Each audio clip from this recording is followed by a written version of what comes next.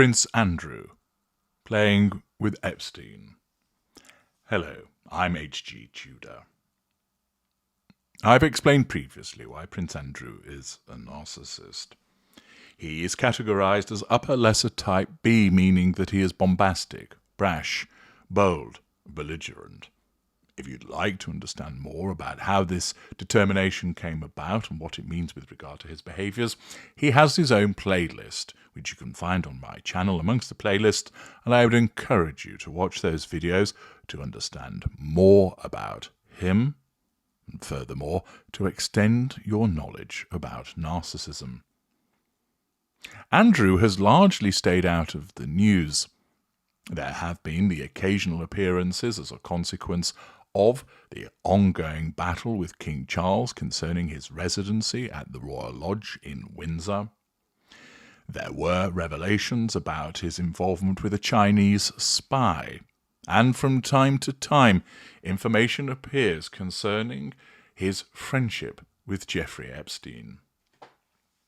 Information provided by the Times newspaper sheds further light on his behaviours and demonstrates his complete lack of accountability and his arrogance, his haughty dismissiveness, the belief that whatever he does is right.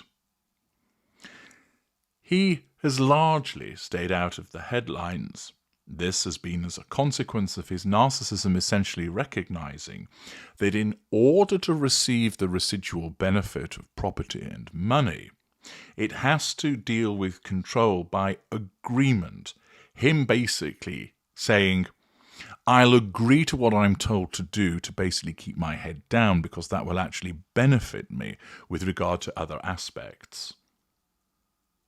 His narcissism recognizes that that is advantageous to him. Remember, he will continue to assert control subconsciously over those around him that he deals with and draw fuel from them. So he's in no fuel crisis, even though he has a much reduced public profile. Naturally, the stripping of patronages and titles that were associated with some of the things that he had done meant that that would cause wounding to him, but that's now historic. It only matters if someone were to bring it up and mention it to him now, which would be a threat to his control by way of challenge fuel. Rather than seek publicity like a certain other disgraced royal, the fact is his narcissism recognizes that it is better served by agreeing, and therefore because it is his agreement he still has that sense of control in order to be able to lay its hands upon the considerable residual benefits that are granted to him. Nevertheless, we get another example of his behavior as the Times reports through an article by David Brown.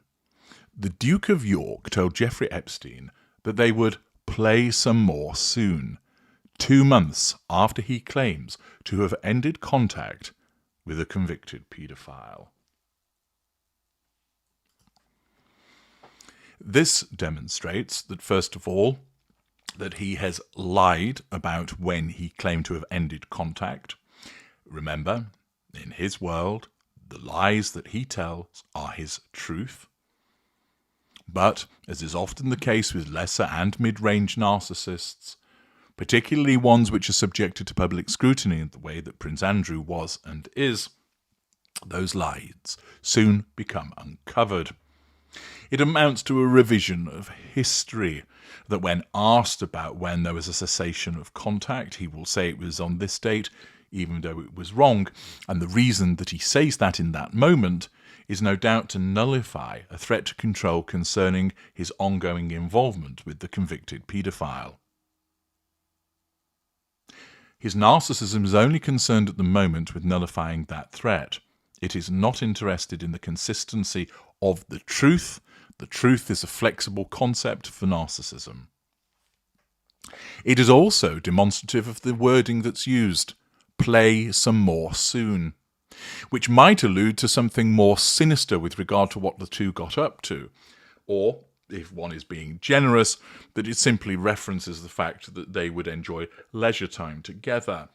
but it demonstrates that this wasn't a loose friendship, but rather a close one in terms of that terminology, the fact that they were seen to play together, and could indeed allude to something more sinister as to what they were doing by way of this playing.